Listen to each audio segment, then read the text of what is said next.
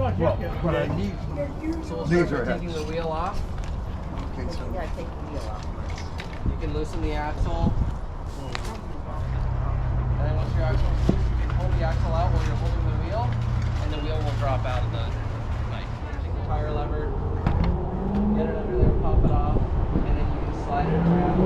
Most of the time it should be easy enough. You can just slide all the way around, and you're going to pop half of the tire off. Right? We don't need to take the whole tire off to do this. That's good enough. And then you're going to have a little lock ring right here on the valve. You can take that lock ring off. You can pull the tube out. Once you have the tube out, you guys can set that aside. If you want to keep it, maybe you can patch it.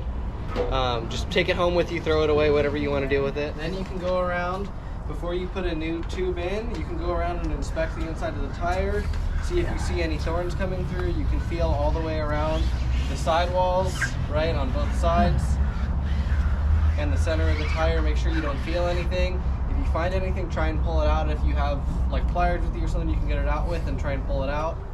If you don't have a new tube, if you guys have a patch kit, then patch the tube where you find the hole. So if you guys are having trouble finding the hole with your eye, you can inflate the tube with your pump.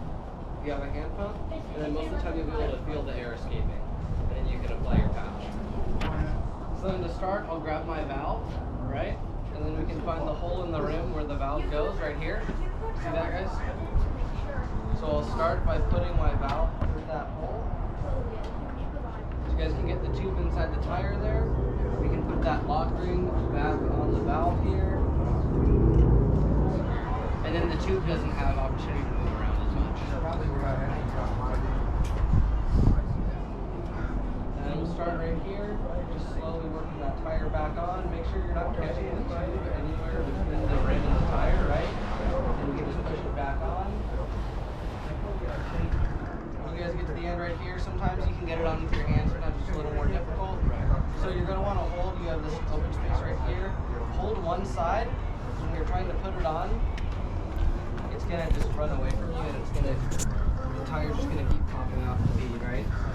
You guys can see as I start working this on with the tire lever, if I don't have my hand there, so it's just going to keep walking off, right? So you want to hold it on one side. Be careful you don't catch the tube with this, because you will puncture the tube.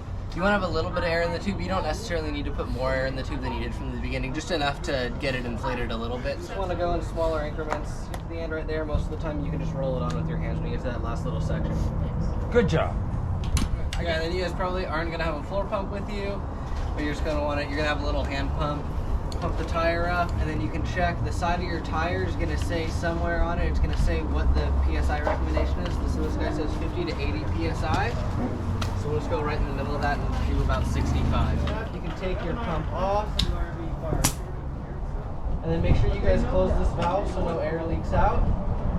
You can put the dust cap back on the valve. You want to look and see where the caliper is, right?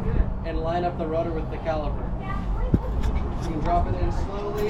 Make sure you line up the rotor and get it in between the pads. You guys can put your axle back in and tighten it. Let's snug, like that's probably good right there. If you guys want to feel that, that's probably snug enough. Yeah. So just until you have a good amount of resistance. You don't want to over tighten. Yeah. Put the chain on the smallest cog, okay? That's going to be the hardest gear to pedal in, right? So when you have your bike upside down, you can start pedaling. And you can shift it down into the smallest cog, right, which is going to be the hardest one to pedal in, right? Loosen that axle. And again, hold the wheel so it doesn't fall out.